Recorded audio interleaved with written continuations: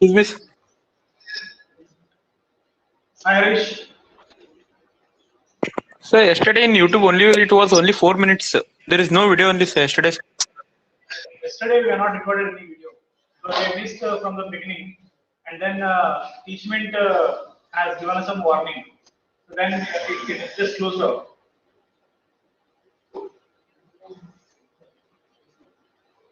Okay.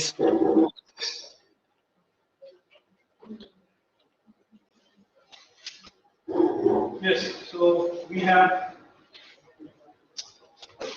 learned about in the last class Poisson distribution. We spoke about uniform distribution.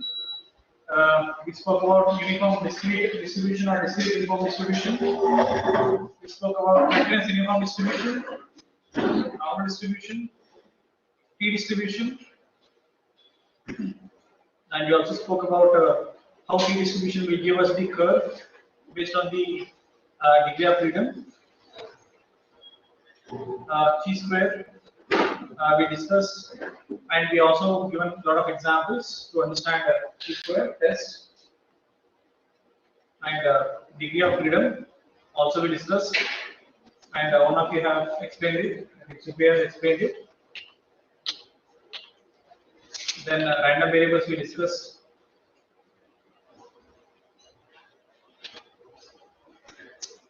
We discussed applications of random variables and how it is helpful in your machine learning as well as in connection with your statistical inferences.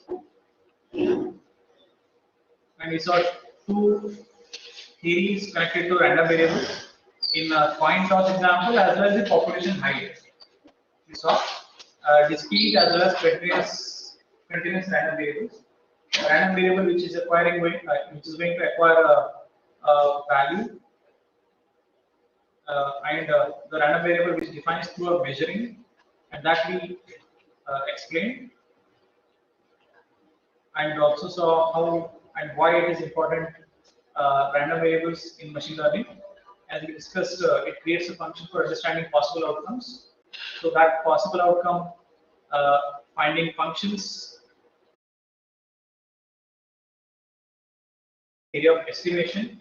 We understood what is the meaning of estimation basically, and then we have taken a lot of examples on estimation of any process, and now we need to.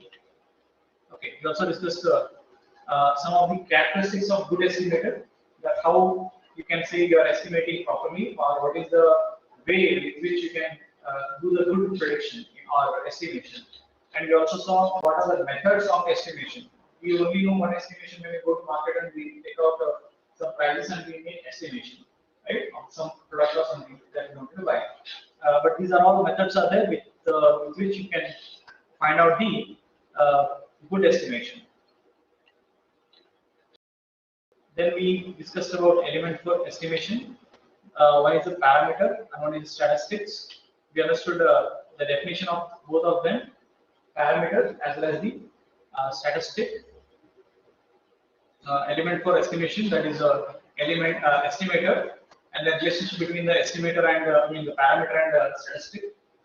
How a statistic is involving parameter to give a detailed insights. Okay. So how they are related? So that we saw. Estimator, we just revised it again, and we discussed more about point estimation, where the estimation is given accurate value, one value will be given, so that we our point estimation. We took an example of the data that is coming up with some values, and whose parameter will be mu, that is your mean, with a normal distribution and a probability density function. Okay, probability density function also we thoroughly discussed that probability of finding any random variable will be focused or concentrated on a specific region, so that we can determine with the help of probability density function. So all the parameters that we have in the formula.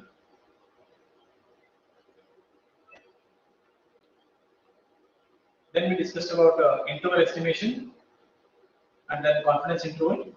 And this confidence interval is telling us how we need to create an interval between which we are going to expect the theta to belong to, theta must belong to. Okay, so that we saw, and we also saw how by decreasing the two T1 and T2, it increases the possibility of finding the, increasing the range of T1 and T2, or the distance between T1 and T2, will increase the chances of finding the value of theta. Okay, if you minimize the boundaries of T1 and T2, less the chances of finding out the values. That we saw. Statistical inference we have not. Okay, we took an example of this one itself, confidence interval, and we saw how those intervals will fluctuate with respect to the area or the number of samples that you are considering to analyze. Okay, we also given an example similar to your normal distribution, where we have the bell curve and we have the 68, 95, 99 numbers. So how we are covering. Similarly, we explained confidence interval also between the 170 and 170 centimeter and 195, 190 centimeter height. And most of the people, if you want to find the height, we took the range of 170 to 190. If I take 175 to 185, I am reducing my T1 and T2 range. Then I'll be able to find only few people whose height is average of both the values, 170 to 190. If I take 160 to 195, all the heights I can understand. All the heights that I'm looking for can be found. Okay. So the estimation, when you go for estimation in the confidence interval, then the range matters. If you take a smaller range, the confidence value can be accurate, but less to find out. Less accurate to find, less possibility of finding that value in that range. Okay, because we don't know what the value is, because the estimated value is 170 to 190. If I'm telling you 175 to 190, I don't know whether it is from 170 to 175. Okay, so that way, when you increase the range, we'll see the possibility of the value, but less accurate value. Okay, possibilities are more, so your probability will decrease. Okay, if you increase the range, probability of finding the value is more, but number of possibilities are more. From 170 to 190, there are a lot of values are there. So I need to find out among them what will be the possible values. So that will be your theta value. Then let us talk about statistical inferences, which says how we are going to use the data and the analysis on the data to find out the outcomes which are going to be applied on a small amount of data initially for testing.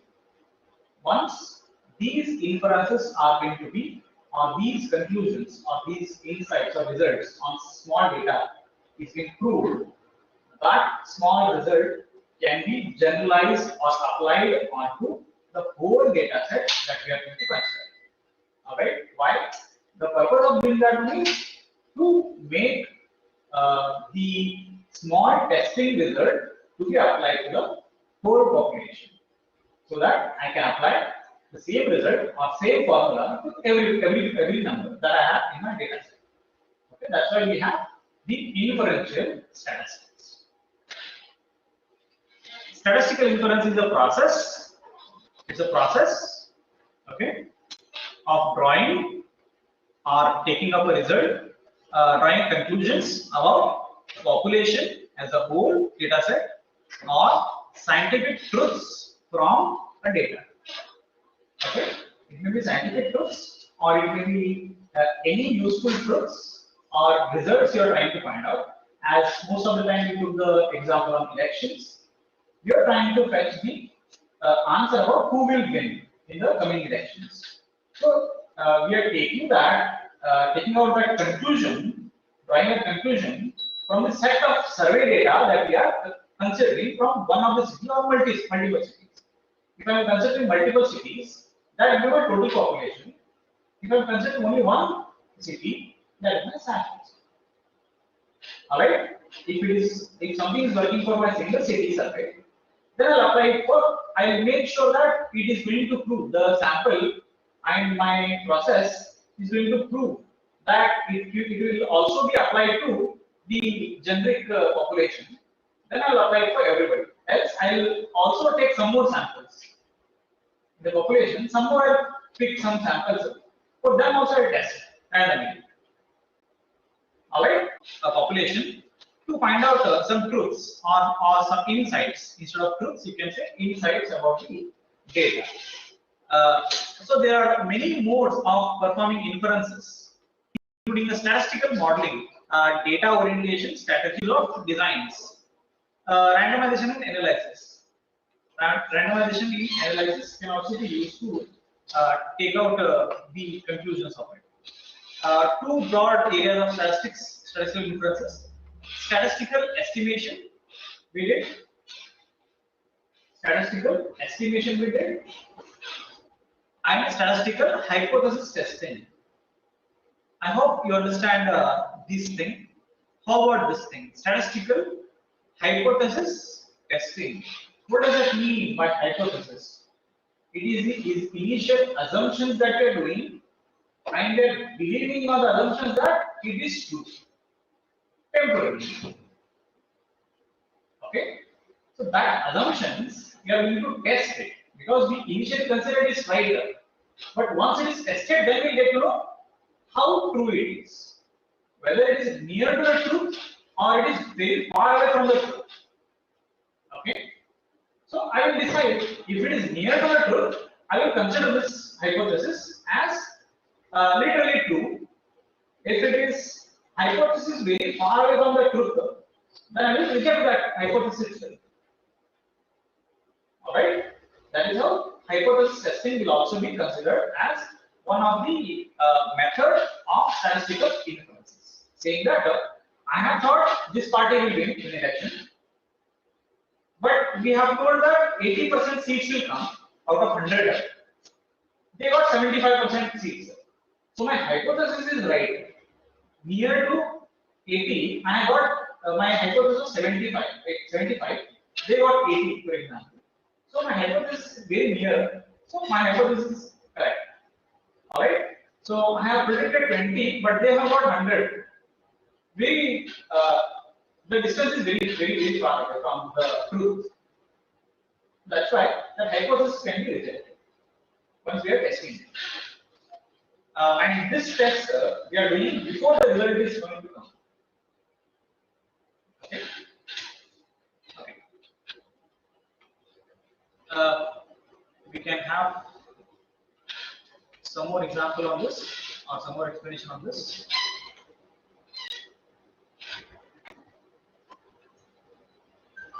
Average number of bikes a Dutch person owns is between 3.5 to 6.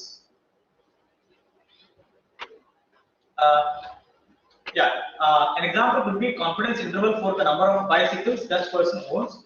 Average number of bikes a Dutch person owns is 3.5 to 6. This is my range. This is my confidence interval. Okay. How about hypothesis testing? We already did statistical estimation. That's why I'm directly going to hypothesis. Okay.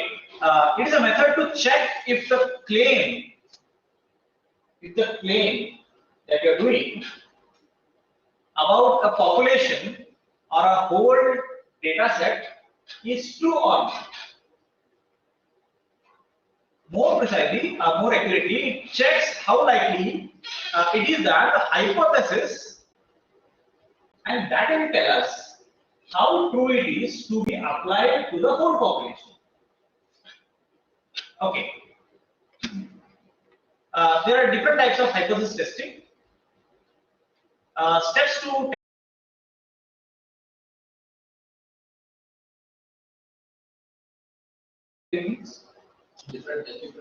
different types. Yeah, different categories of categories we are making. Okay, so can I call category as classification as well? different classes also. Yes. So category could be different classes. So I'll be having a different classes of data. So I'm having the data which can be classified data. Alright. So that data can be one of them. That means I will be having some names or some explanations or some tags. So those things I have. So I may also have a numerical data. Means all the columns are having only numbers, no names in the data. So that can be one of the data set I have. Okay, type of data. What is the example of categorical data? We saw earlier something of this kind. We saw Netflix data. There we have the three names of series names. Then we had the director name, year of release, and then rating of the Netflix series. Those kind of names were there. Numbers along with the names were there. So such things we can put them in the categorical data. How about numerical data? What data set we saw earlier? Any set data set? Remember? Amazon's sales data. What? Sales data. Okay. So there was no labels there. Data is in English characters. Strings. Okay. Both strings. Both are there. Only numbers in data you have found. Number of students and their grades. Only two things. Along with grades also. Okay. That is the one. Anything else? IPL matches for having the cricketers' names also. Okay, if you select that one column, then all of them are, I think, the numerical columns. So such data can be different types actually. So depending on both of them, we'll be going to decide the different types of steps to test them. If you are looking at a single group or comparing one group to another, the same group before and after changes that are happening. So these are three possibilities if you are deciding one of them. What you are trying to do. For example, I have the categorical data and I have comparing one group to another group. Some examples of the claim or questions that can be checked with the hypothesis testing. 90% of Australians are left-handed is one statement. This is my hypothesis. Then is the average weight of dog more than 40 kg? Is again an assumption question. Do doctors make more money than lawyers? Is again an assumption. Okay. So all these assumptions have to be made to have a proof. Okay. So these are the examples that we have.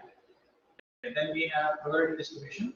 So here, when you say 90% of Australians are left-handed, so you are talking about the whole population.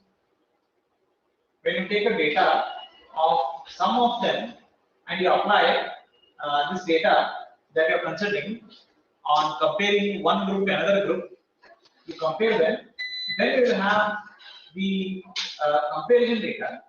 Then with that comparison data, you will get to know whether it is going to have 90% of Australians are left-handed or not. Okay. So not only this, we have a step-by-step process for testing hypothesis. Okay. We'll go with that.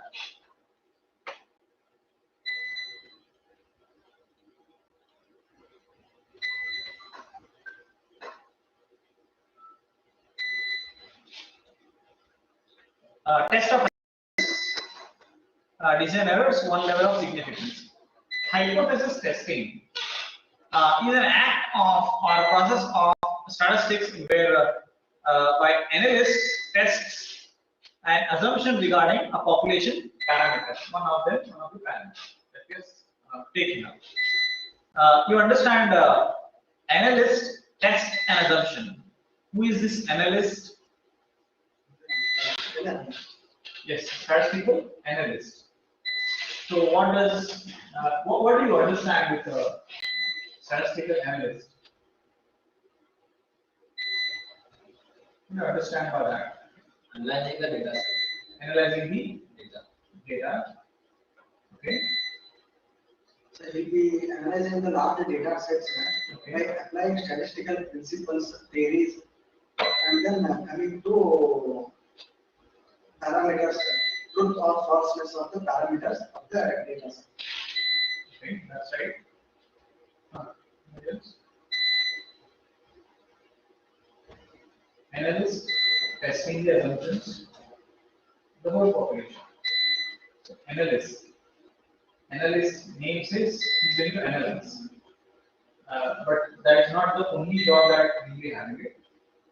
He has the larger job of concluding the meaning of the data. That's one thing. And he has to tell the story about the data. What the story is trying to tell. Okay. That story includes all those insights that you're seeing. Those insights are part of the story. Okay. Then he has to construct a story around the data that he is reading. He is the analyst. Okay. If I take a student's data of 5 years of one school year, when I say I'm an analyst, I will analyze give me the data. If they give you, you have to tell the story about that 5 years. All right. You can't go and read the 50,000 number of students' data. No, you have to tell in brief, in 2 to 3 lines. So the whole story you have to explain. That person is my analyst. Okay, the 5 years data of college or school is my whole population. 1 year's data is my sample data. I use that whole data and try to analyze what will be the performance of teachers, what is the performance of students, what is the performance of school overall in terms of inter-school sports or academics or ranks or inter-school ranks, all of them. I will also explain how your performance is varying all over the years. So these all things cannot be explained directly by just looking at the data. So he has to explain the story behind the data that is hidden. Get it? So analysts are people who is having a vision to look at the data in a different angle to gather useful information out of the data. Those people are data analysts. If you want to become a data analyst, you have to change your perspective of looking at the data as a useful information which is hidden inside it. All right. So for that, we need to have this kind of assumptions initially. That this tool I consider very bad. Now I have to prove that it is good by using the data. If I say the tool is very good, I have to prove that somewhere it is bad. I have to, the data is hidden, the truth is hidden. I have to unearth the truth or falsity of the whole data. That's why analysts will play a very important role in finding out and giving you the complete story about the data. You understand? That's not a very simple role to take up and start reading. So that's why hypothesis testing is an act in statistics whereby an analyst will test an assumption regarding a population parameter. So we say a methodology is employed, a methodology, a process is employed by an analyst depends on the nature of data that is being used and reason for analysis. What kind of data you are given and the reason for analysis will be taken up to set up a process to how to process that. So that will be their own customized process that we don't have any framework here. Hypothesis testing is used to assess the possibilities of hypothesis by using sample data.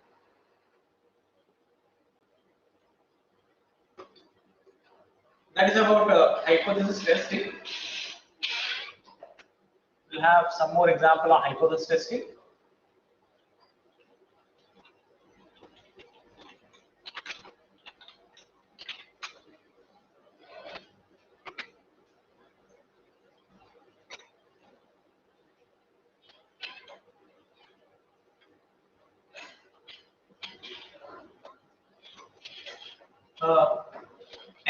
student in the class is 30 or a boy is taller than a girl.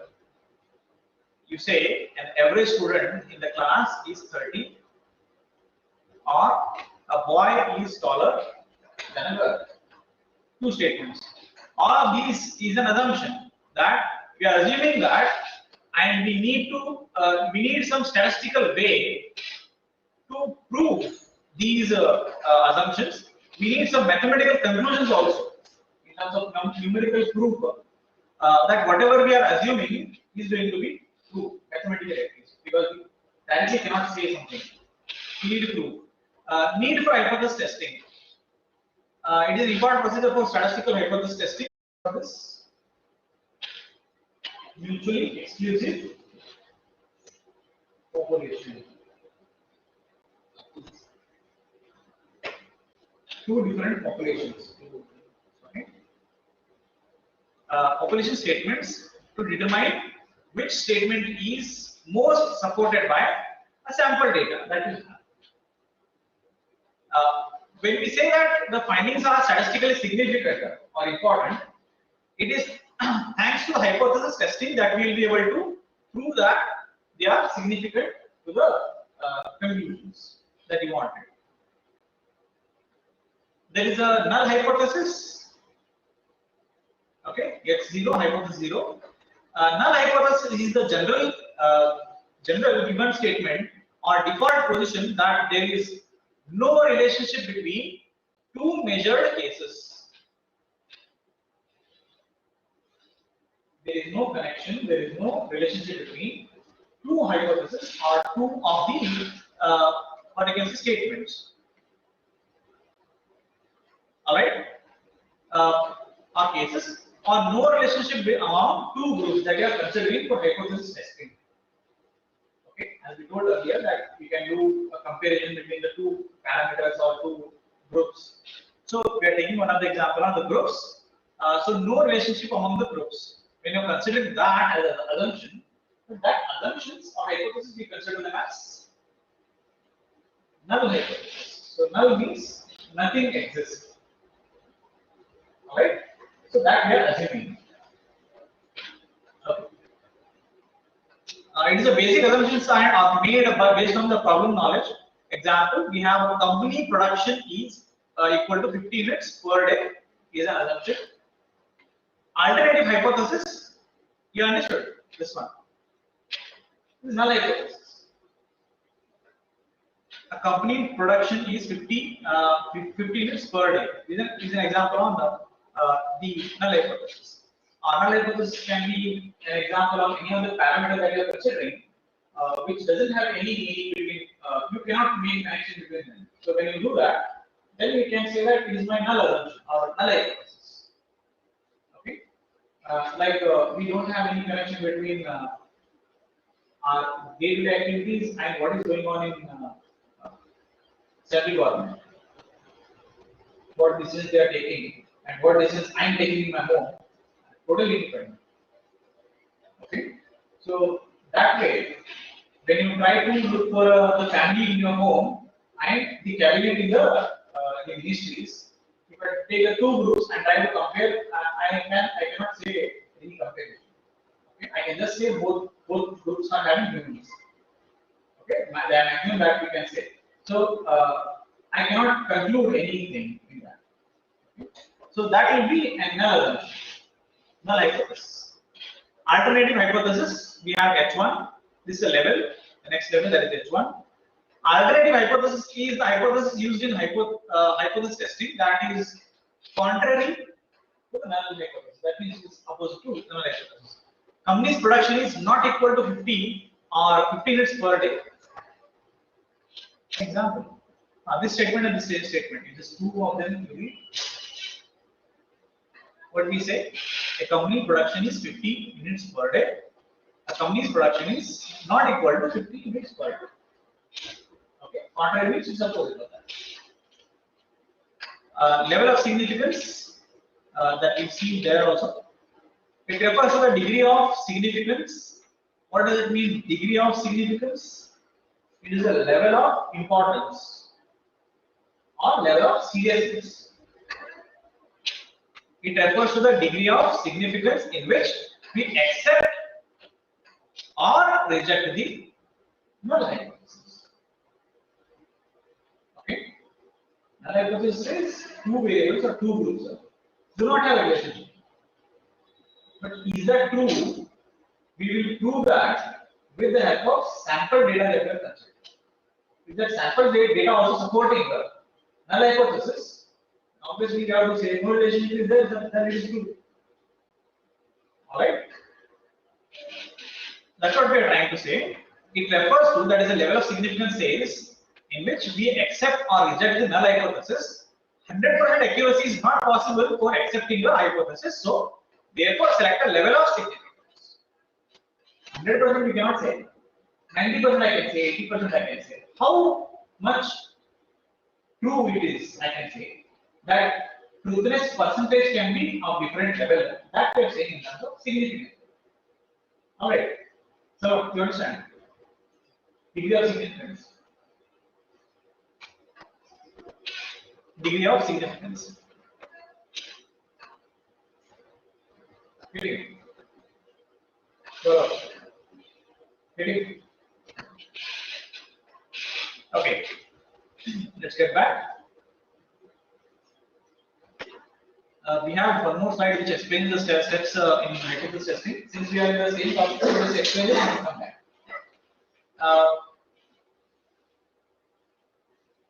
We can first take the example. Given a coin and it is not known whether that is a fair or tricky coin. So let's decide the null and alternate hypothesis. Null as a alternate hypothesis. Opposite of that. Null hypothesis, that is H0, says a coin is a fair coin. Coin is a fair coin. Means what? Fair coin means what? Fair coin means 50 heads and 50 tails. Fair coin. Alternate hypothesis, that is H1, a coin is tricky coin, so alpha equal to 5. So p value equal to 50%, as head and tail have equal probability because we assume it. Toss a coin second time, assume that the result again is head. Now p value equal to 50 by 2 trials. Okay. Okay. That is 25. What is 25? The result of having head, that is p value, will be 25. Is that right? And similarly, we toss 6 consecutive times. Trials we take it. And I got the result as all heads. Now, p value will be 1.5. Is that right? 50 divided by 6. We do. But we set our significance level as an error rate. Okay. Error rate means how we have thought of and how it is giving a result. That is significance. We allow, and here we see we are beyond that level. That is our null hypothesis. But what is actually happened? All heads came. Okay. So our conclusion is the coin is not fair. Correct? So it says here something. You understand this? If you toss 6 consecutive times, what it is giving? All heads it is giving. But what you told here in hypothesis, a coin is fair, you told. Obviously, it is alternate hypothesis. That means opposite of that, it is said. So that's what happened. So we are saying the coin is not fair coin, it is tricky coin. All right, we'll come back.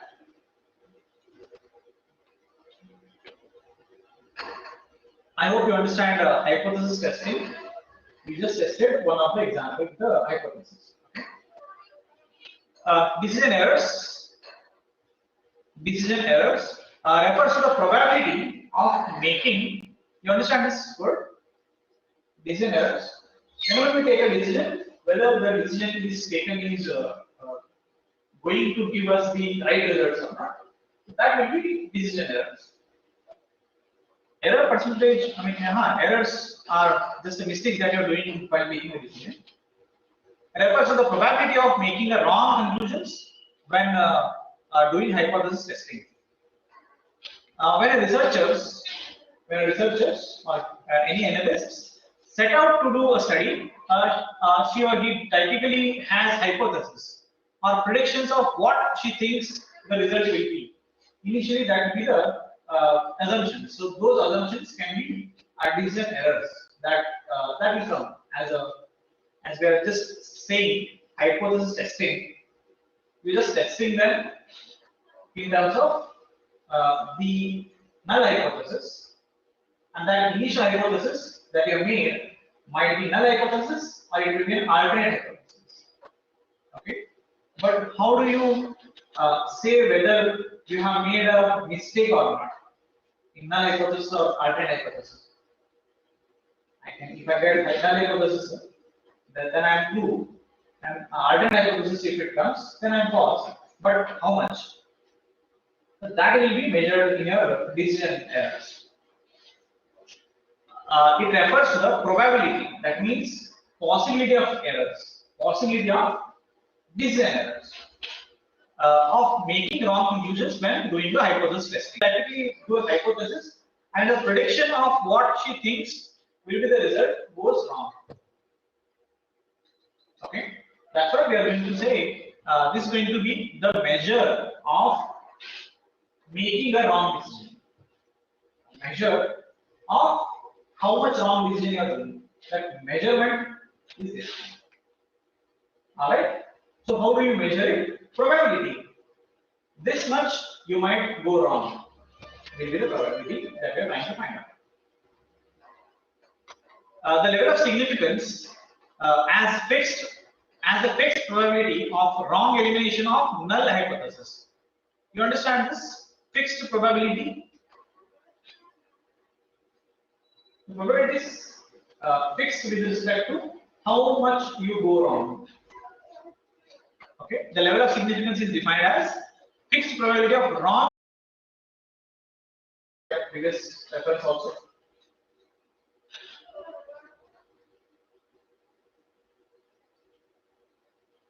The fixed probability of wrong elimination of null hypothesis. Null hypothesis.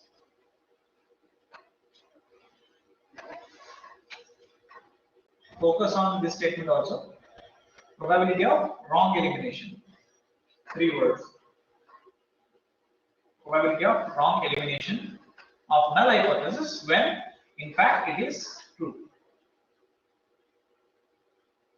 When null hypothesis is correct, then they are eliminated. So we get it is Wrong. So that's called Level of significance. All 3 are in the same slide. That's why it is in here. So try to understand all of them. 3 things we have kept it in the same slide. See, we told hypothesis testing. We understood that in the reference, and then we said decision error. You are making some error, and what is the probability of measuring? And now we are saying we will have the level of significance. Level of significance. We are saying it is a probability, and that is going to be fixed probability. That how much you go wrong in making a decision. Even if it is right, you reject that. So how likely you reject them? That probability you are going to find it. The level of significance is stated to be probability of type 1 error and is preset by the researcher. That fixed probability will be set by the researcher. We are not going to have any measure or framework to set that. It is you or any of the analysts who is going to set that error. So that will be type 1 error with their outcome errors. Its probability of rejecting null hypothesis when it is true. Example, significance level of 0.05 indicates 5% risk of concluding. You understand that? I'm saying significance level of 0.05 means the level of risk that you are taking is 5% of concluding that the difference exists. Difference exists when there is no actual difference exists, or the hypothesis it's true, but you are making it false or rejecting the conclusion. So that rejection, how likely you reject, and that will be the risk you are taking of giving the wrong result. Okay, so that will be our level of significance. Significance means what? We generally speak about this English word. Significance means it is how important it is. Okay, how significant it is, or how significant it is playing a role. We say. So it is an important, or it's an importance. We say. So in that meaning, if you look at it, it is an okay. How likely you reject null hypothesis when it is true? That will be the level of significance or importance. All right. Okay. We just saw an example also, and you understood the level of significance.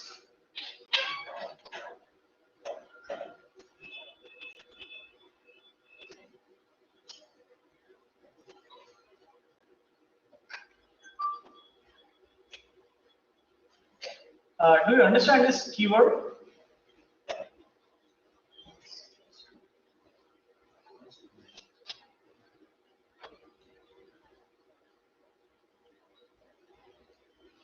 Understand pause for here. You might have already seen this keyword when you are installing antivirus. See what happens when you have network devices. Your probability of getting hacked is more. Okay, if you are an important company in the world, then what happens when somebody is sending you the viruses?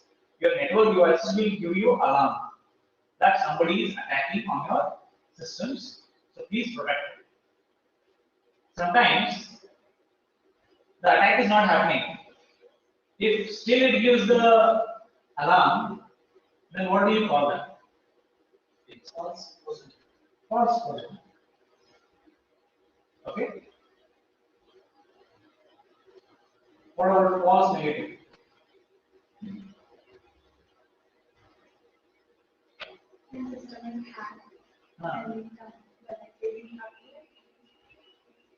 It's saying nothing happened. Actually, the event is true and it says false negative. False negative. Okay. So let's read it once again. When you see a p-value that is less than your significance level that you have set, you get excited because your results are statistically significant more. It could be a type 1 error that you have. Okay, read those two statements. You'll understand the same situation here also. It says when you see your p-value, the probability value that is less than your significance level, you get excited because your results are statistically significant. However, this kind of error will be type 1 error, that is false positive.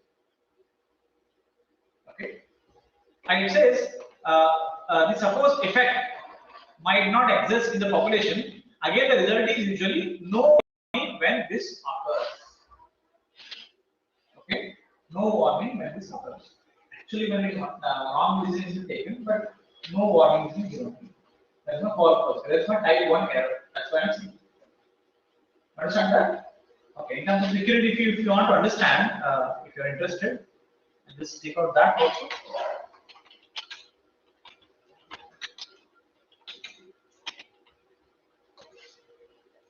Network security. An alert that incorrectly indicates that vulnerability is present. You understand this? The words. You understand this vulnerability? Vulnerability. What does it mean? No. Vulnerability.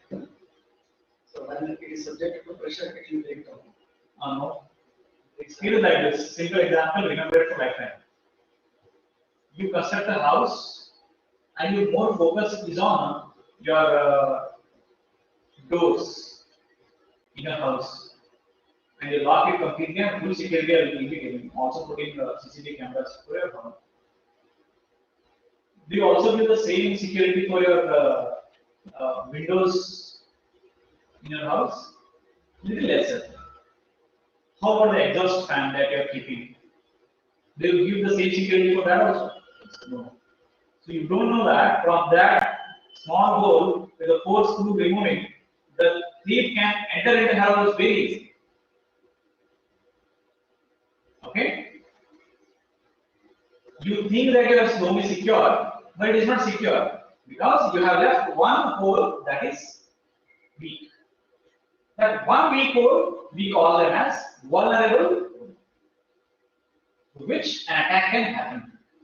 So it is an opportunity for a burglar to enter into your house, and that point of weakness in the whole house can be called as vulnerable point. Okay? The same thing also happens in most of the computers. What happens in computers? We install all security programs, security protection, everything we put it. But sometimes what happens? We install some programs which are not having connection to internet, but they are not having protection to their data transfer. Then somebody using that software can enter into your system, take access to your system, and steal the data and blackmail you. Then you think that I have the security program running, everything is running, but what happened? Once you install that small add-on or some small extension, that has given access to somebody who is actually taking all your control of the system. You understand that? That is how vulnerability can be understood. Vulnerability can be an opportunity for an attacker to gain access to your whole system by using small weakness in the whole system. Strong system having some weakness, so that weakness will be vulnerable, and that can be taken into consideration for attack. Okay, so that is how there are many networking tools which will give you an information about the target computer, like which browser it is using, which operating system it is using, which type of search engine is presently default on the browser. All those, whether JavaScript is enabled on the browser or not, so that I can run my script on the browser. Cross scripting can go or not. So can I ask him to click on the email link that I am sending? So all those possible attacks can be do. Wherever you are weak, will enter. That is your vulnerable point at which you can use your weakness to exploit it. Alright? Same thing, if I tell you in general, those people who are illiterate in terms of cyber information, internet information, or transaction information, they are vulnerable for the transactional frauds. Old age people who are old age people also intelligent people, but sometimes they don't have much knowledge on some transaction things. They can be tricked to get the money from their accounts. Okay, so what is vulnerable point here? Small.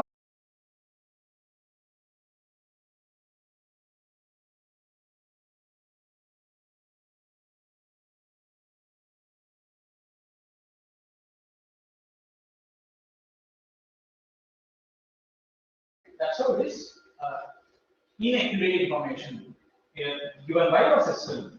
Even if it is you are believing on that, but it is confusing whether it is real or this way. Let's get back. Okay, that's what it is talking about in terms of significance or risk of saying that it is not right.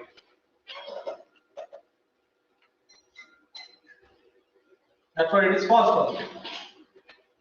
Why do these errors occur? If the question it comes down to sample error, your random sample has overestimated the effect by chance. It was the luck of draw. This type of error doesn't indicate that these researchers did anything wrong. Experiment design, data collection and data validity that you did before the data is being sent as a sample, and statistical analysis can be all correct, and yet this type of error can still occur. Okay, if everything is also correct, then also this kind of errors may occur. Okay, so that's why they are unavoidable. So you can just accept them and correct them. That's it. All right.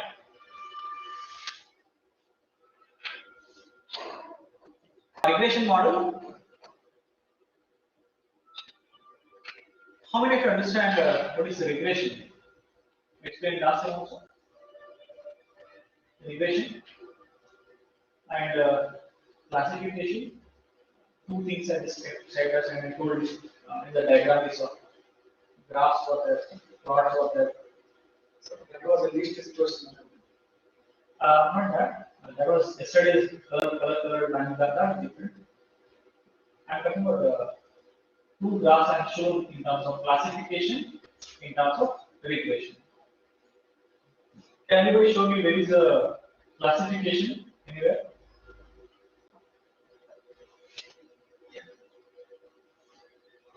Yes. Yeah, here only? Yeah. So here we have classification among the input. It is telling us what it is. A classification could be from multiple categories. If I have inputs, then I can say it's classification. There also we have evolution of NLP. In the last example also we can say it is classification. Classifying among the complete tweet. It is classifying multiple keywords in the different categories. Okay. Yeah. So regression is going to give you a quantity as an answer. Okay.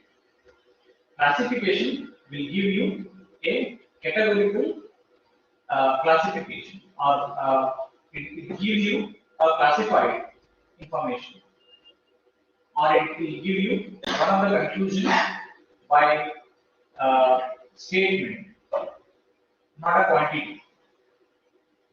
Okay, this is a car. Is my classification answer. If I ask the same thing in a regression model, you just say a number. Just say this is my answer, the total answer. So regression models will be used to find out the quantities, and classification models are used to find out the conclusions in terms of statements. All right. In terms of if I am looking for the car on the slide in machine learning, I can say there is a car, and I'll also give a by to it to classify what it is. Then it says this belongs to a class called car. This belongs to a class called bike. So it is going to classify multiple objects. All right. So that is different. Regression will give you only the number. Statistical analysis it does, and at the end it will give you one quantity. Fine. For example, I wanted to find out what is the cost of my house after 5 years. In real estate, the value is growing in this area, and this is how my history I have. For a square meter, this much money is increasing, or this much number is increasing yearly for my site. And however, after 5 years, how much my land's value can increase? If I tell, it will tell one number. This much value will increase. So that is the regression model. All right, that kind of problems can be solved with the regression model. I hope you understand the example. Let's go with the statement. A regression model is a statistical model, okay, that estimates, that gives you an estimation, a rough number, relationship between, estimate the relationship between one dependent variable and one or more independent variables using the line of confidence or line of hypothesis, or a plane in the case of two or more independent variables. Okay, so it starts taking the reference line as an ideal line, and that line will give you reference values. If any of the values are going to come on that line, then those values are actually your outcomes, and it says that those values which are on the line are having a relationship with each other.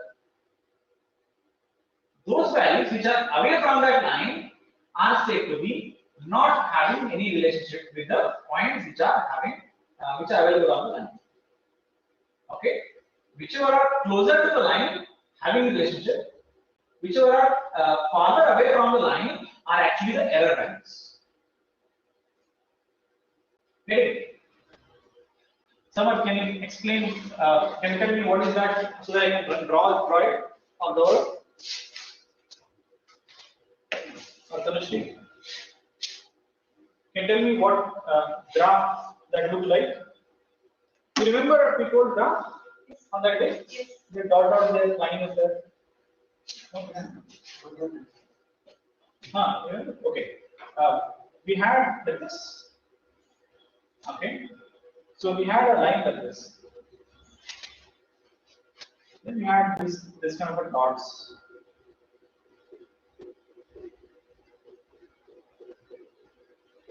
Kind of dots were there, and they are different colors.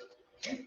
And we were actually trying to draw some lines on the points from the line, the points.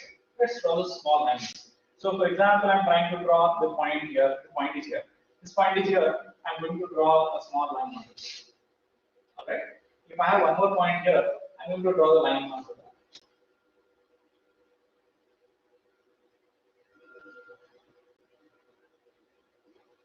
If the point is here, then I'll reject this point. This is, I say, there is no relationship with my this one because the distance between that point and the line is very long.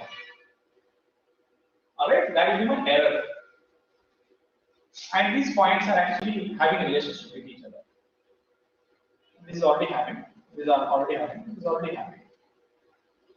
So all the small distances are actually allowed, and they're having good relationship with the line.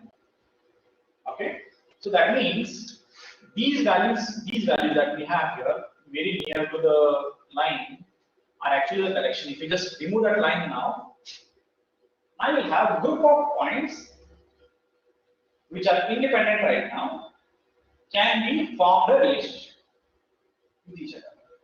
And now, if I tell you all these dots that we have just now drawn are actually having the height edge connection. Two parameters I have. I am trying to form a relationship between them.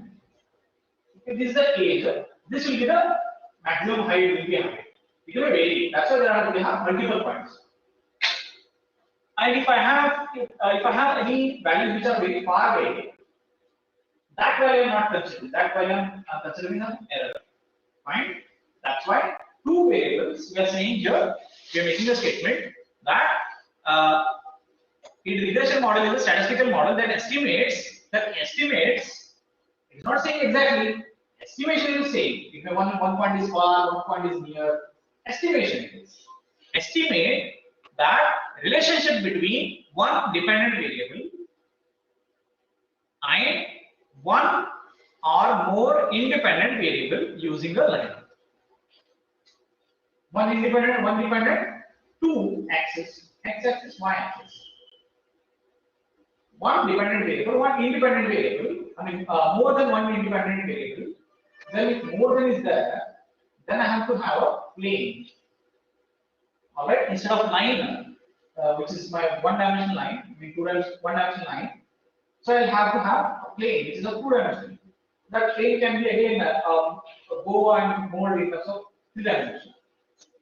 All right, however, if you want, you can place it, and on that plane you can put a points. All right. So that way, this line is going to create a relationship between multiple points which are being placed on the plot. Got it? All right. So let us take some colorful example on the screen.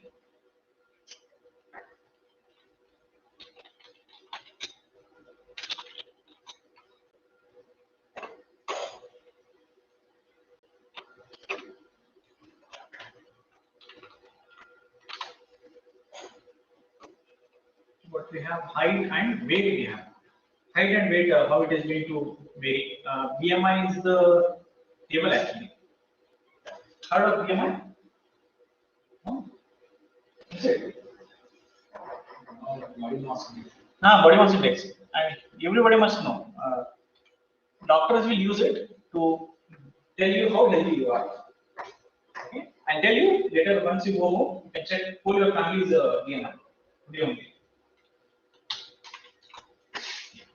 When you type we Google BMI, you'll get the calculator like this. This or this, anyone. Like this. Okay?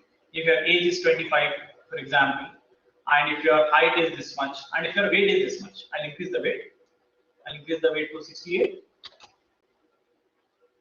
This in centimeters. If you have a feet, cannot have a centimeter, then you put it 20 kilos.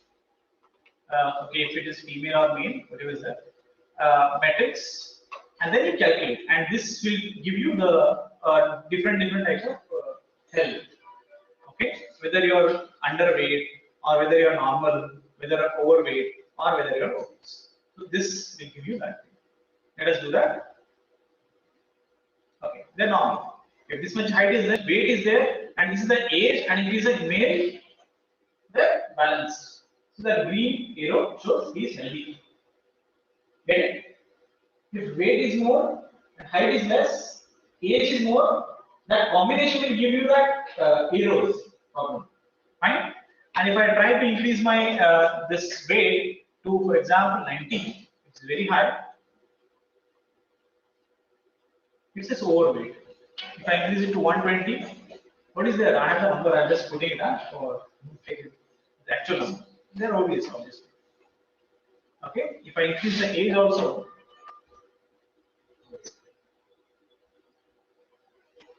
so this. Okay. Less this one.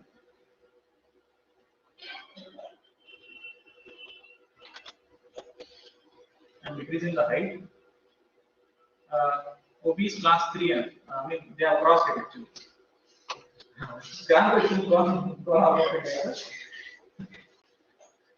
Okay. Okay. The program itself is not working. Go that way.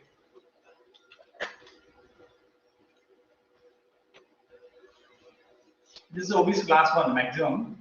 This is obese class 2, obese class 3. I think it has crossed. This will tell you how healthy BMI range you have. I mean, BMI range of this person who must be having this one. 18 to 25. The healthy weight is this much. Then lose this much, will become under this one. So it will give you suggestions, BMI prime, and all those values will give you. Okay, and it will give you all the introduction of what is BMI and how it is there. This is the chart for adults with respect to the height and with respect to the weight. Okay, so as we are trying to have a relationship between height and weight, we are actually talking about the health of a person. Okay, this I'm going to take it as a regression model in my exam. Okay, there we go. Okay, we have a height and a weight, and we draw a line. And to draw this line also, there is a process and there is a procedure. It's not random like that. There is one ideal point that are in there, and using that we have drawn the line. And fitted line plot equal to weight kg. Okay, 106 something. Height m, and we have s square r square adjusted. Okay, so we have the height from 1.3 to 1.7. I don't know what parameter they have considered here. 1.7. We have weight in terms of kgs. Yes, sir. Kgs. It is meter, I think. Yeah. Yeah, 18 meters. 18 meters. 18 meter and weight in kgs. So this is 1.7 meter. From 30 to 80. So we have some heights and weights which are ideal in nature, and whichever values are very far away from the line, are said to be errors in the regression. Okay.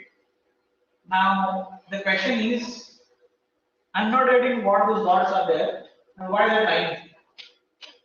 And what should I do with the lines and what should I do with the points? I'm interested in machine learning.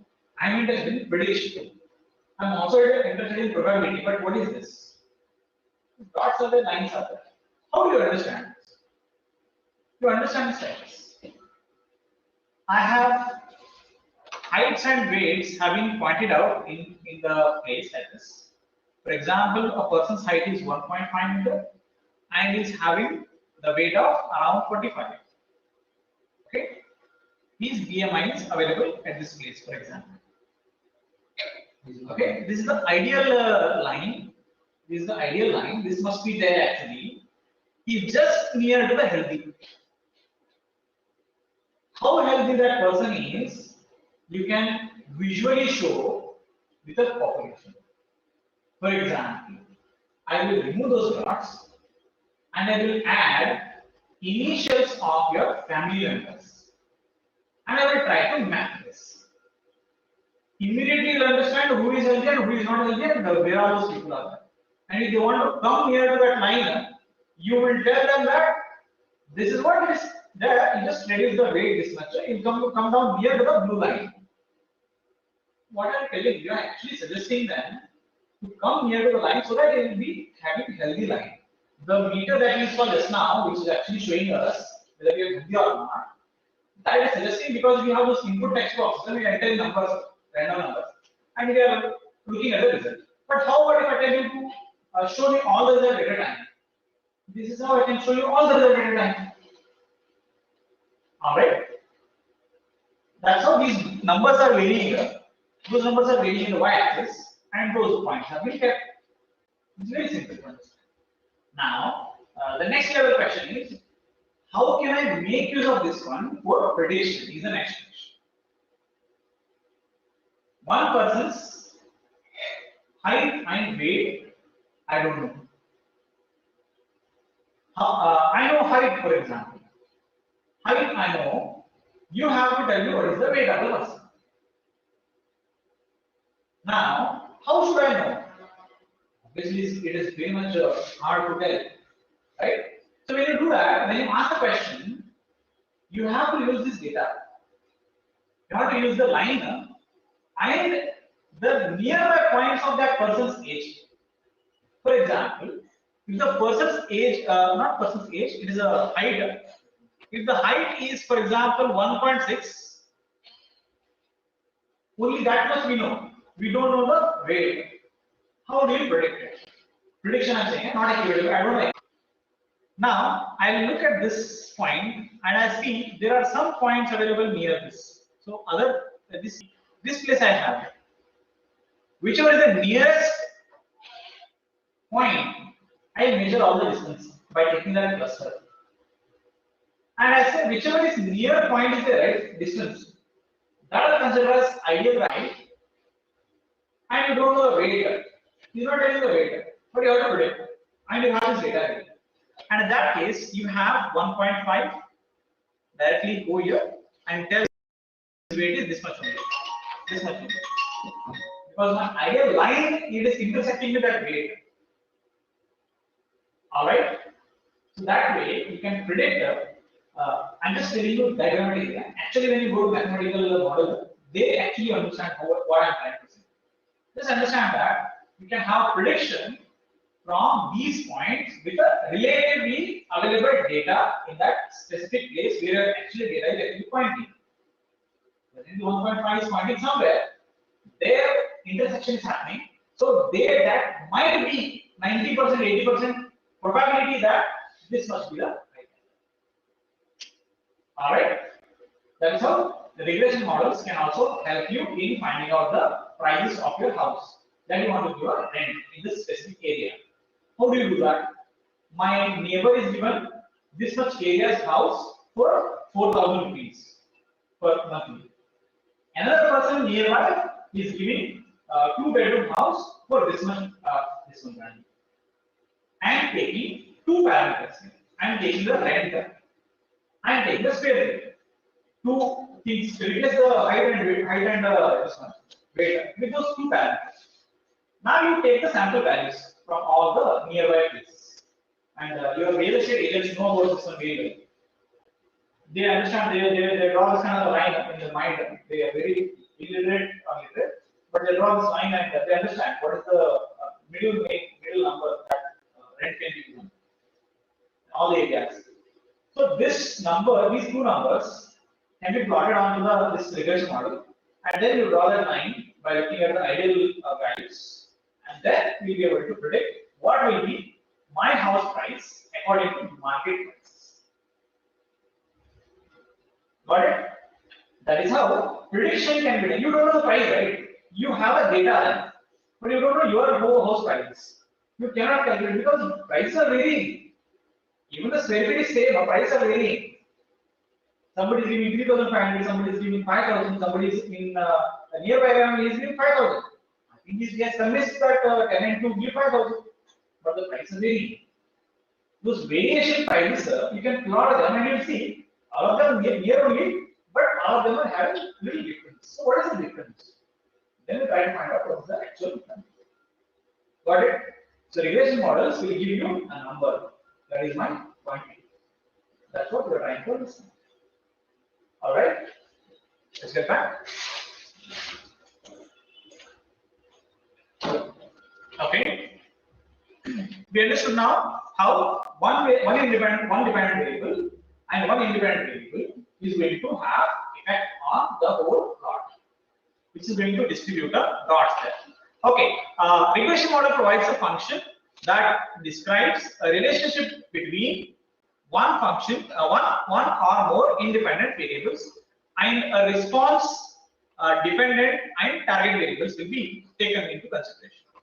For example, a relationship between height and weight may describe a linear regression model. Okay, linear regression model can describe that relationship between height and weight. Two kinds of linear regression models will exist. One is simple linear regression that says a linear regression model with a one independent and one dependent variable. Multiple linear regression, a linear regression model with a, more than one independent variable and one dependent variable. Alright, more than one independent variable, one dependent variable. You are going to get. So you have multiple linear regression. You have two types of regressions. No problem with the regression models. It's just the introduction. In detail, we'll be looking at it. In detail means what? We are doing practicals only onto regression models. We have the programs on that.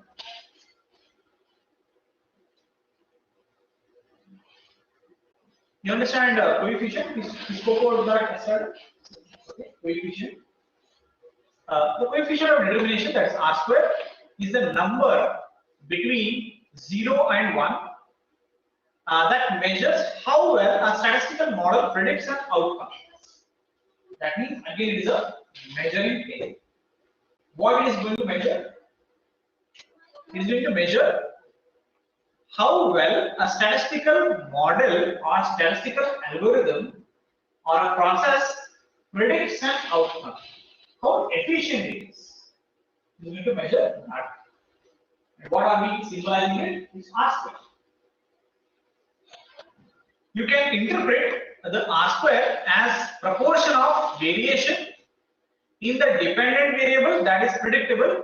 We are considering as one of the coefficient of determination.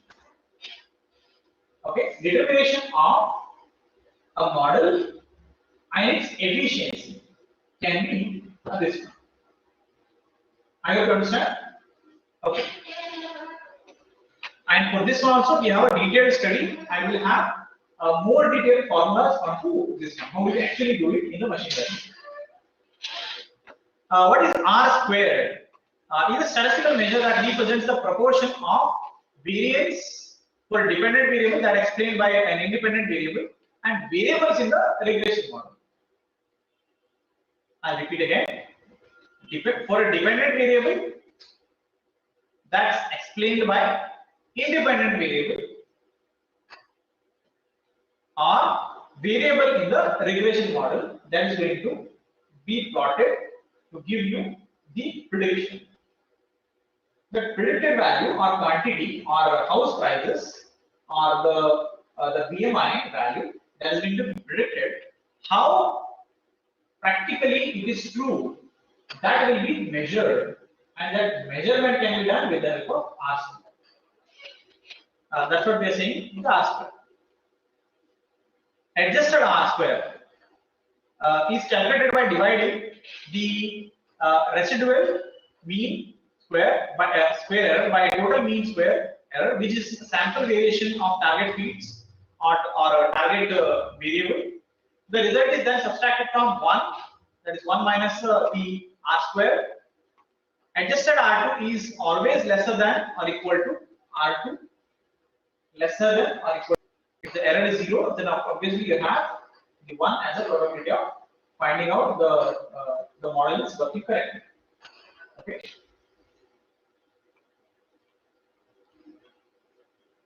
Forecasting. Have you heard of this keyword earlier? Forecast. Weather forecasting, very common thing we say. Forecasting. So what do we get with the forecasting? In weather forecasting, what do we get? What is the advantage that we take every day? Whenever we want it. Taking before How much before? Maximum. 1 week. 1 day. 1 week. 1 week. Maximum 1 week we can have it because of the relative data that we are receiving of previous history and present. We can have 1 week, nearly 1 week data we have it and we predict it, right? And one more question, follow up. The forecast is prediction or estimation?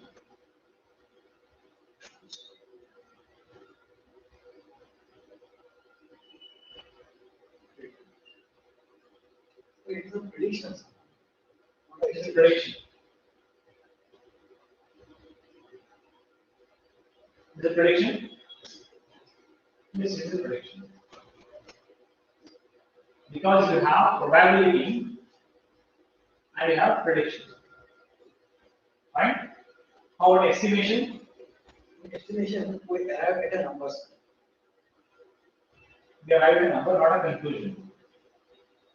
Okay.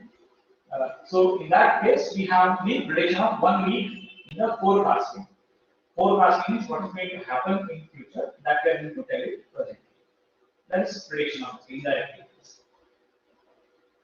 Okay, an AI-based forecasting solution uses an ensemble of machine learning, that is ML algorithm, to optimize the forecasts. A system then selects a model that uniquely suited for specific business cases or business metric that you are forecasting. For example, forecasting. And when you do forecasting, you take the help of the data as a history data or past data. Then you try to use that data as a base, and then you go on predicting it. All right, and that prediction will be the forecasting. Okay. Then time series. We spoke about this time series as keyword earlier, right? Time series data. Time series data. This keyword. Have you heard of it? We spoke about this earlier. Time series data. Today dollar price is this much, rupee price is this much. Today means it's a day. Day, time, and the value of that. And tomorrow is the time value. So series of data exists in connection with the time data also. Okay. Then we have the time series data. We have here heading called time series analysis. So what we are saying, time series forecasting is one of the most important topics in data science. Almost every business needs to predict. Every business obviously needs to predict the future in order to make a better decision. So future means it's in terms of days or months or years or quarters. All right. So that will be my time. And allocate resources more effectively. That's why we need a time series forecasting. or time series analysis for forecasting. Alright. So what will happen to my profits in my next 3 months? Alright. 3 months is my time. What will be my profit? Will be my answer that I am looking for. Okay, I'll be having that value. Another example would be what will happen to my sales in next month? That I need to predict it. What I'm predicting? I'm predicting my time series data. This much time, how many sales? Today this much sale, tomorrow this much sale. Okay, totally this much sale. Time series data. Only if I give you sales, what do you understand? Okay, so you are connecting the data with the time and you are trying to analyze the future numbers. Future in terms of business is the year, the financial year will be the future for them. Alright, they look for 2 year, 3 year future, but they obviously look in terms of the years or quarters or the 6 months. Right? Okay. I hope you understand time series forecasting. Repository provides an example and best practice guidelines for forecasting solutions. And repository, okay, I think this is just an extra that explanation that has been added to you. In forecasting algorithms to build a solution, operationalize them rather than creating an implementation from scratch. We can draw from existing state-of-art libraries and build additional utilities around the processing, featureizing the data, optimizing evaluating models, and scaling up into the cloud. Here we have the repository of algorithm in the specific websites that we have for regression model. Okay. There we will be going to have all the algorithms that are already predefined, and some of the models are also already ready in terms of programs. Data is not there. Data you have to download, but algorithms are ready with respect to forecasting. And you need to download such a packages which will support your data. That's why you need to look for first a type of data, and that you are going to supply it to them. And even if you have the name in the columns, name, email IDs, all of them, you just have to convert them into value and then you have to supply. We just did that same exercise earlier also, right? If you have made email, just convert them to 0 and 1, and make sure you understand what is 0 and 1. You write down this one. You make sure that. Then you supply that data and then predict it. Once they predict it, you convert that 0s and 1s into names and figures and just do it. Then at last, evaluation of prediction happens. Means you are using algorithm and you are producing prediction. Understand? Prediction algorithm is a prediction doing. But the question here is how efficiently the prediction is done. Now the question is how do I understand prediction testing? You can understand because you already given a question while testing. What is 1 plus 1? Already know the answer is 2. It has given right there, and it has done the prediction. Now you also know what is the evaluation, or you know the comparison between the evaluation as well as the testing. Prediction first testing, then you did prediction, and at last you are going to do evaluation of that code algorithms output. Then you will understand how efficiently it has understood my testing data, has predicted something with the new data. Now I'm going to evaluate its efficiency. Alright, that's how we are going to have the algorithms being implemented with the different models. Okay, time to market is one of the property that we can have by simplifying the experience from defining this model problem. A development of solution by ordering your magnitude. Notebook would serve as a guideline to showcase best practices. We already have uploaded these notes to you. You can have a look at that. Okay.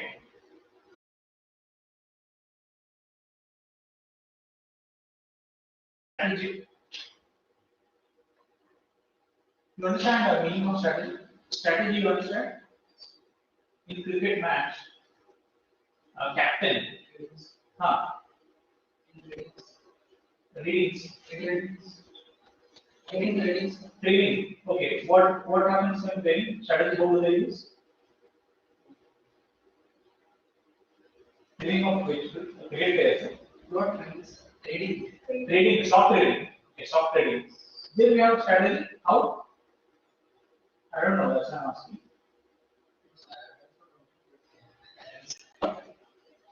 Strategy. Obviously, which company is growing, which company is in loss. That we can understand and we put it. But generally, we wanted to understand how strategy is existing and how we understand that strategy. And can I apply that in my real life also? That we are targeting. What does it mean, strategy? In terms of cricket, if you are a captain of Indian cricket, what is the strategy? When you say, then you have a responsibility to win the match. Then I have to decide so many things. Then you have pressure on you that whom I should send it first. And if somebody asks you why you send him first, you need to explain. What you explain is a strategy. Getting? No reason to explain. No, this is how I am going to plan it. This is how I will be going to send it them. If this person will come out, come back with the value, I send it to this person. I decide this person, but I decide this person to go. If this person doesn't play, this is how I am going to plan. Alright, that is my strategy when we say. It's a plan with a what you can say proof. Give you a strategic edge over the plan. Alright. Okay. So that's what we say a strategic decision making. I have a strategy. Based on that strategy, I am making a decision to send this player on the ground. Alright. Okay. So we are saying time series data, a process of analyzing time series data using statistics and modeling to make predictions and inform strategic decision making. It is not always an exact prediction, and likelihood of forecast can vary widely in terms of values or in terms of percentage of level of significance, especially when dealing with the commonly fluctuating variables in time series data. Okay. As well as the factors outside of control, forecast insights about which outcomes are more likely or less likely to occur than the potential outcomes. We say comprehensive values. So those information can give you a more detailed forecast. Or in other way, if you say, the more the number of columns you have, more the accurate result you can give. You understand that? More the number of data points you have, more accurately you can take the decisions. Alright? If I just tell you rain will come next. No, I will not give you further data. What do you make a decision? You will not make a decision. Rain will come tomorrow. Okay, tomorrow is big day. When? Tomorrow. You go specific again. No, tomorrow afternoon. Afternoon is again bigger. Tell me when. So you tell me the hour also. I tell you hour, but full hour will come or only half an hour or 5 minutes will come. Then I'll again ask you. Then again you tell me something. So how I'm regularly asking, I mean, following follow-up question I'm asking, that question the algorithm will not ask. We have to supply those questions as answers. Then it can give more accurate answers to you. So such data we need to collect beforehand, before you understand what data has to be collected. You have to collect that kind of data. Accurate data we need to collect, and that data can be given. So then you are able to expect accurate answers from the data. That's what we are trying to say in terms of forecasts you can do with the more accurate data when you have a more comprehensive. While forecasting and prediction generally means the same thing, there is notable distinction. In some industries, forecasting might refer to the data at a specific future point in time. What is future point in time? It's planning. Planned point in future. All right. Data at a specific future point in time, while prediction refers to the future data in general. Very clear? We are saying forecasting says it might refer to the data at a specific future point in time. Take an example of weather forecasting and read statement, first statement. Weather forecasting, first statement. Forecasting might refer to data at a specific future point in time. Specific day on that time. We are telling something. Alright, that's what forecasting says. Okay, let's consider the prediction. While prediction refers to future data in general, that means prediction is not giving you the accurate information in time. Forecasting is associating its data in future in time. That's what both are doing the same. Both are doing prediction. But one is saying generally, one more is saying accurately it is on that time this will happen. That's forecast. Climate change, changes that are happening, it has to be done with the prediction of time. Other than that, it is useless data. Alright? Okay. Time series analysis involves developing models again to gain understanding. When we say developing models, we are talking about algorithms or functions which understand that data. Alright? And those functions are not generated by you. You are only generating an algorithm. Algorithm generates the dynamic functions. Alright?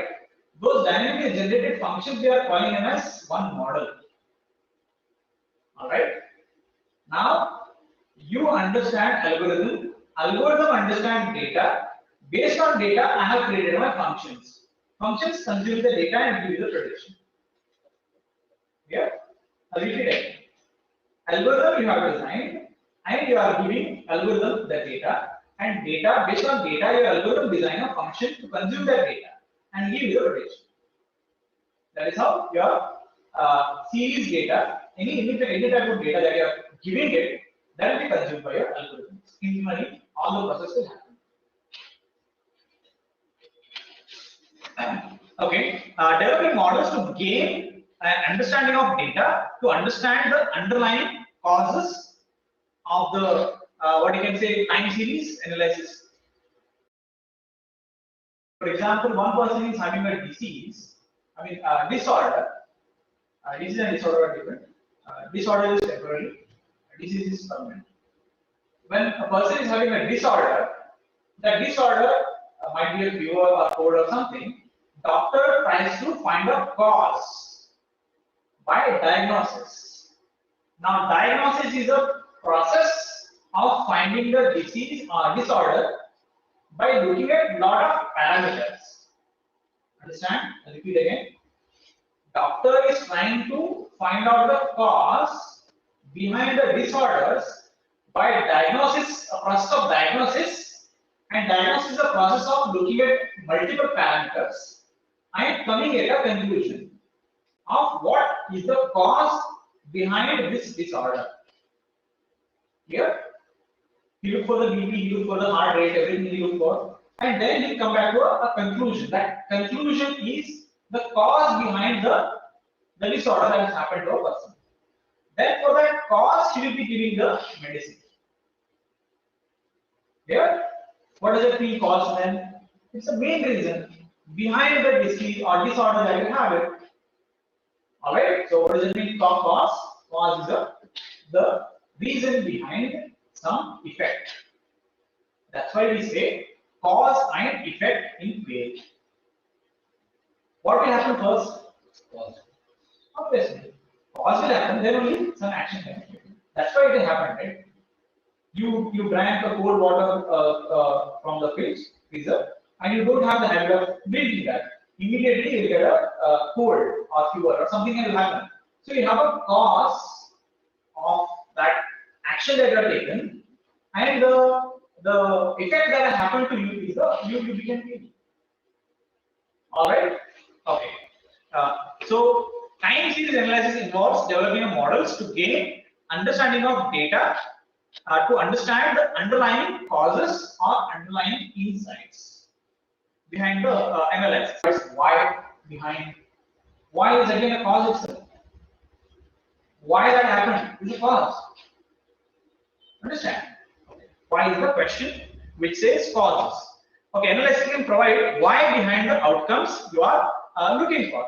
Forecasting takes then takes a step of what to do with the knowledge and a predictable extrapolation of what might happen in the future.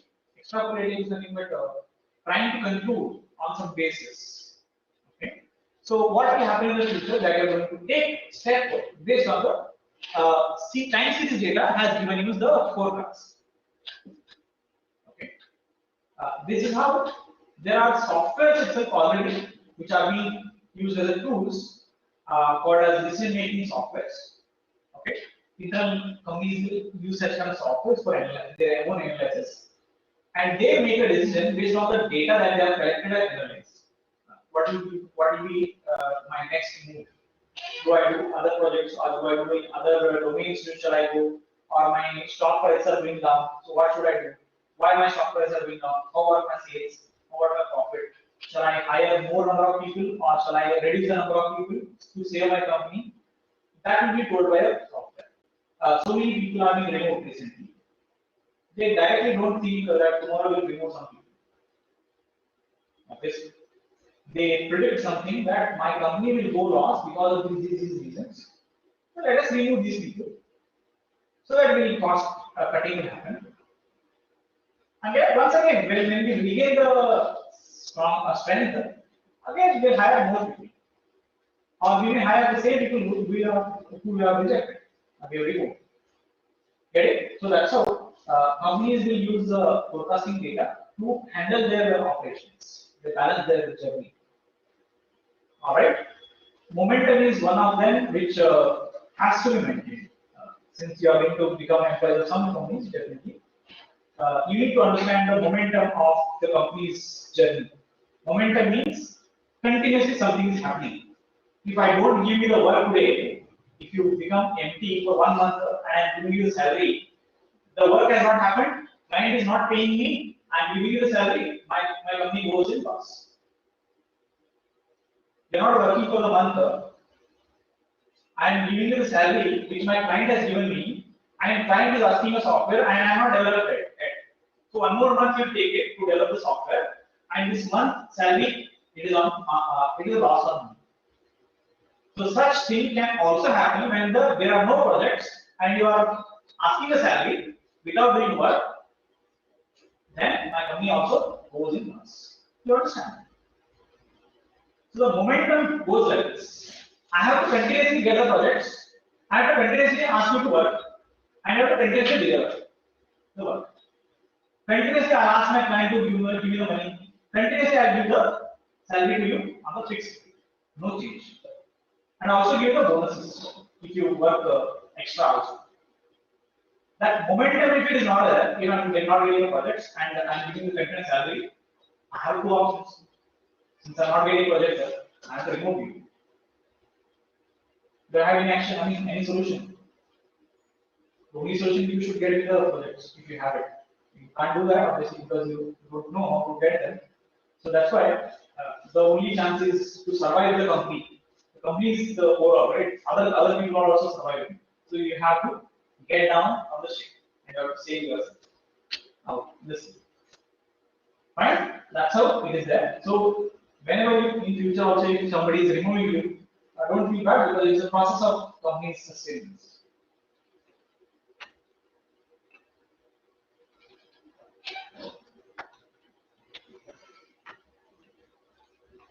You understand that?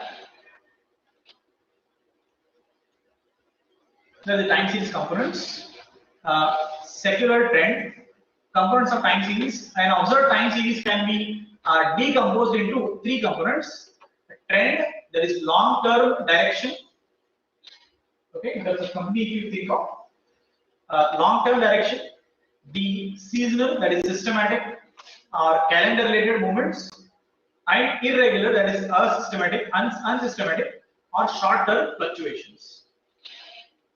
This kind of different plots will give them different insights. Based on that, they can take action. So, what doctor is taking action by giving you medicine for the disorder. Same thing, businesses will look at their fluctuated data as a time series fluctuations, and they find out the cause behind the fluctuations, and they take an accurate measure for avoiding that fluctuation. And that fluctuation frequency is different. They are telling the frequency will be a long term, 1 year, what will happen, and overall, are we in the profit or loss overall, the larger way. And they say seasonal, that is systematic or calendar related movements. And calendar related, how we are doing? Calendar related, like quarterly, are we doing well? In 6 months. When? So, what is the performance of the whole team? Okay, everything. And everybody, even a single person has to give a evaluation, like what happened. Based on that, appreciation certificate should be given to issues to you. Alright, so they happen because of these time series data that has been taken from you. Because you have done some work, and that work, not only you, your whole team has done this some work, a part of the work, which is actually one of the important part of the whole project.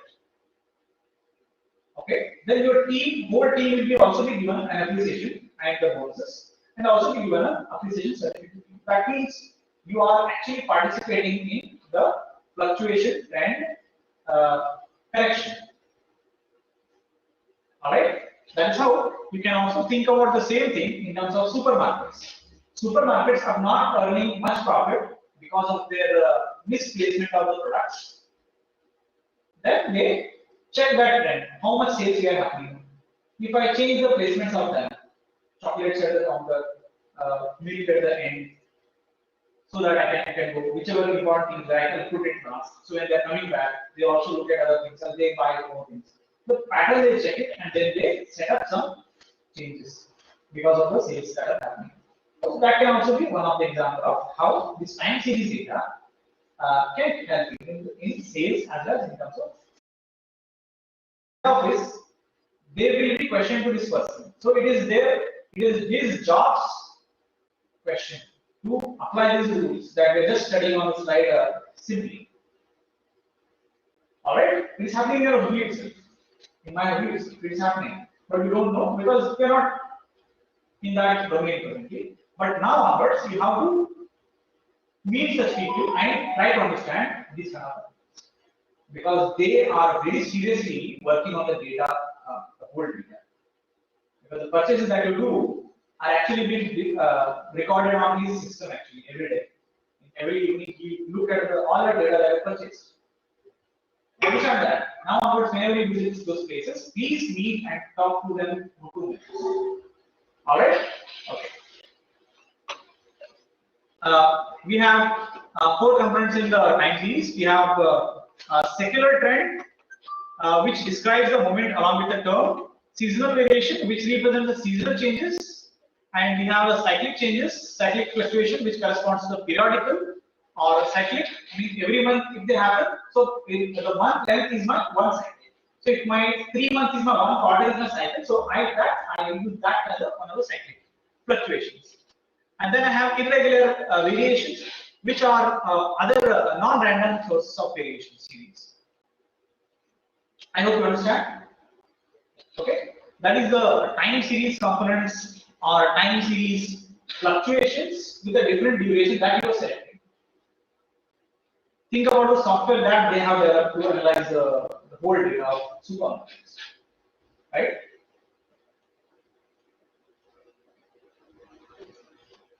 Forecasting is technique that uses historical data as input to make informed estimates, or we do estimates based on the historical or any testing data that we have for any of the companies or any of the organizations that are predictive in determining the direction of the future trends.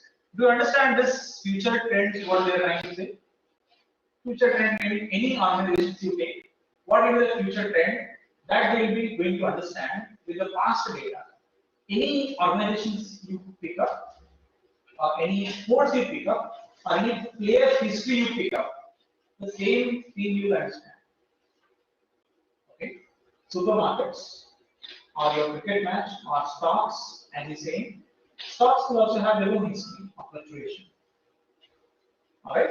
So such fluctuations or the variables which are going to change over time, they will be going to give you the whole data that you have to feed into the algorithms, and they are going to give you the directions of future trends. Businesses utilize forecasting to determine how to allocate their budgets or plan for anticipated expenses for upcoming period of time. For example, electric vehicles of Ola are not being sold in Hooghly. More is the trend that Ola get to know in Delhi. Then what do?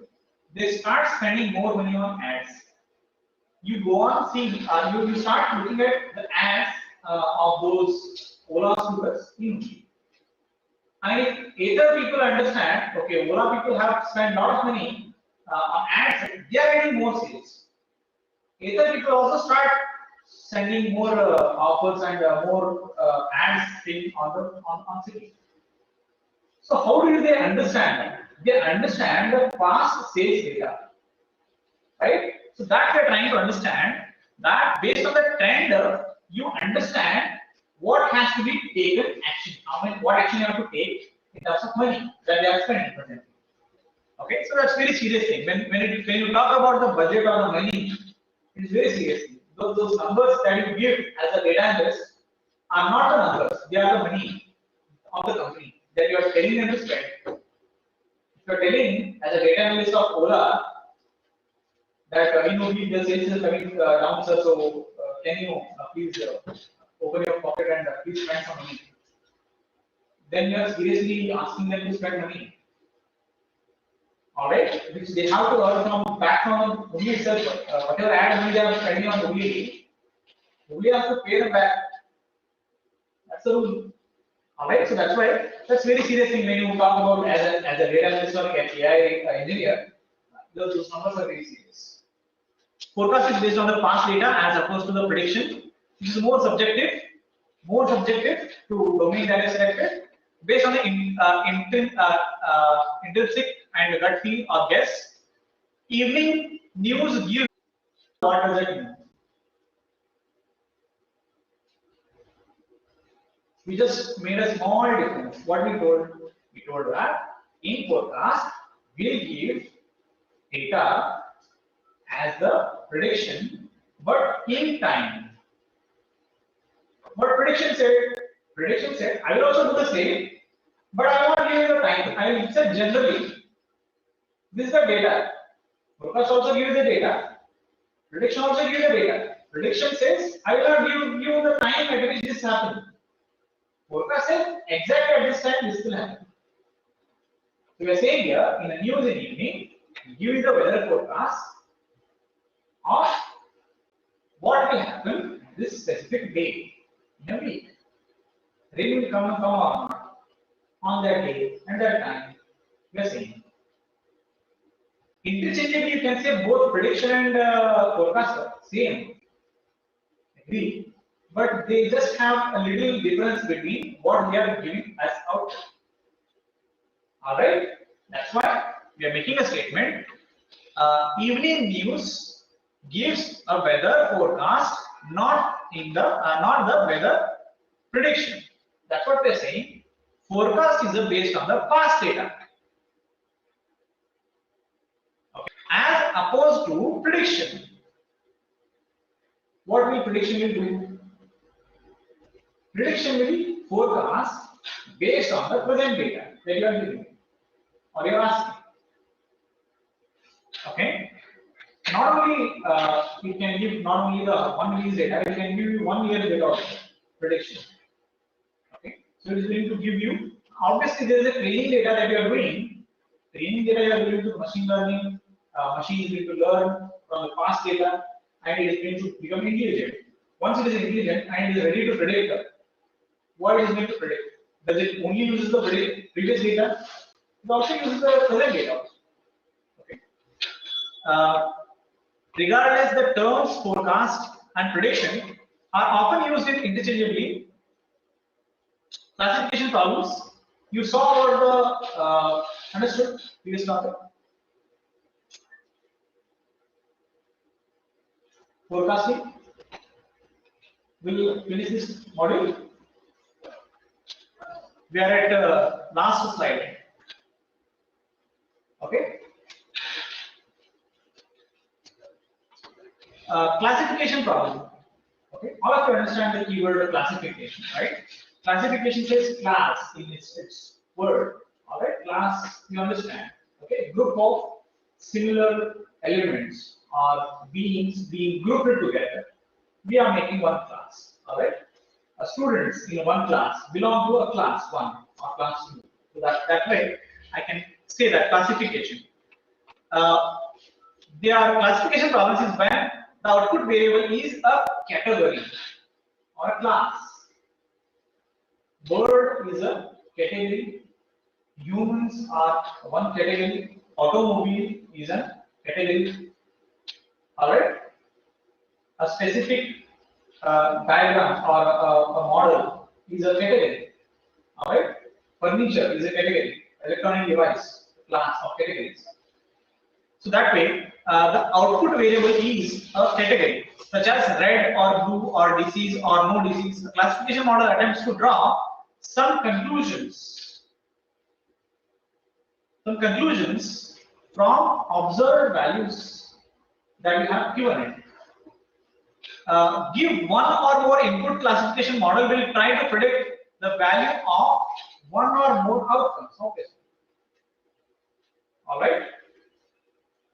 If you want to predict only one value, it obviously does that. I mean, if you give 3-4 things, it will give you what is this thing is. It classify and give you this is the thing that you're looking for. And it also does one more thing. If you give three foods, it will tell you what kind of foods they are, whether they are citric foods, whether they are vegetable. What is that? They give you category of they give you categories as outcomes. That will be the classification.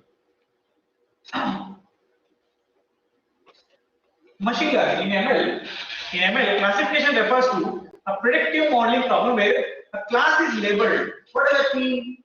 Class is labeled. Labeled means it is named. For car is written. Okay. For an apple is written.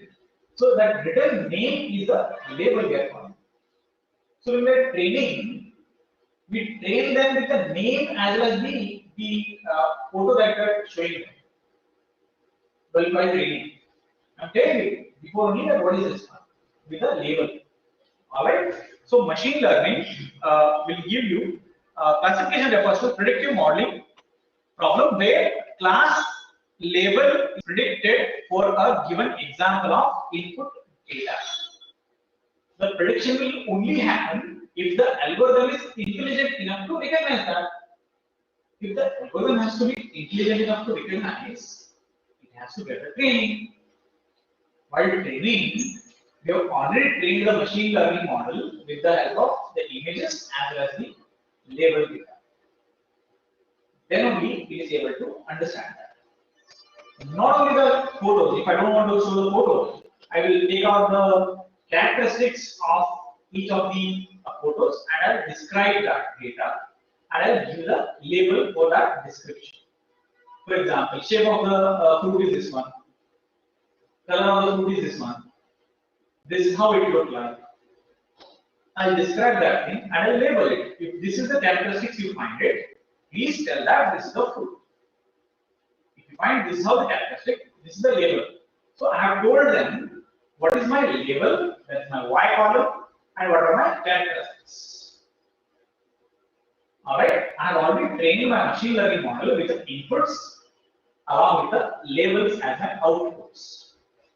When I ask them only with the inputs in future for this testing whether it is working or not, then they accurately give me the Y value that is my output, that is my label. Alright, that is how my machine learning model will give you the predictive modeling with the help of data that you have created, and that data will having a labeled classes, and that will be one of the output you are expecting with the help of inputs. Classification problems include, given an example, classify if the email is spam or not. The email that has been received in your inbox is spam or not will be one of the classification problem. You have to classify whether it is spam. Given a handwritten character, classify it as one of the known characters, whether it is a character or not. You are doing something, so what character you are written, and whether it is English or whether it is a Hindi or whether it is a Marathi or whether it is Kannada, you have to classify. We already told that how do they look, but you have to, machine learning has to tell what it is, and how do you classify this character that you have written it, handwritten actually. You have to tell me how computer will actually show this thing, which language it is. So that will be the prediction that is doing with the help of the data that is been trained. Okay, that is the last one. We spoke about the classification problem, and you have an assignment on you need to design a bot using ANN, medical treatment advisor. Okay, so we learned a lot more things. I just list out what are things needed for this one. You need to understand how do you read the Excel sheet. You need to understand what is the ANN. Okay, so if you don't understand ANN, please study that because we already spoke about that ANN earlier. Okay, and then you need to understand where you get the data of medical treatment. Medical treatment, simple, fever or something. I have it. So you just have to tell me what will be the treatment that you give. Suggestion will be that be the one thing. And you just need to know how the algorithm works, and you need to know how to run this Python program. Just one page program, nothing more than that. I think we have 3 more files and some packages which you should install, and that will be the one. Okay. This is a medical advisor program in Python using this algorithm, and you'll be able to learn how you can train the model. Okay. Wherever you start, you just let me know. But you should take one step. I'll tell you how to take the next. All right. All of you should involve in this one because it is not for me, it is for you. All right. Because you are going to go the interviews, so I want all of you to understand at least some part of your machine learning, because we are not went to the whole thing. A small thing we did it with chatbot, but that too we did it with respect to existing code. Try to do this thing, then we'll see everything. Fine. So we have next module. I'll just tell you what is that, and we'll stop here.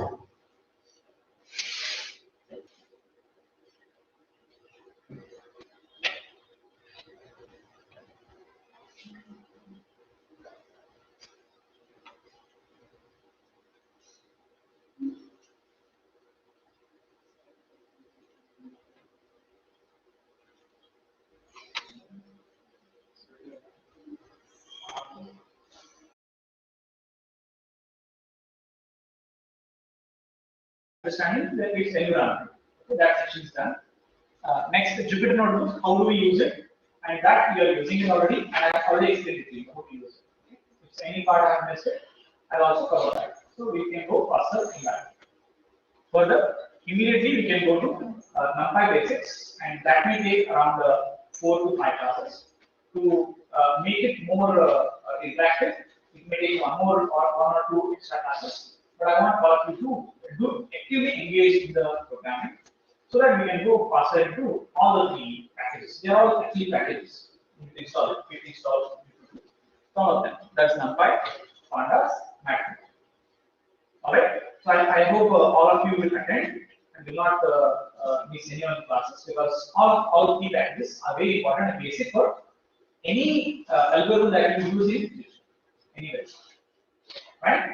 Very basic packages, don't miss anything.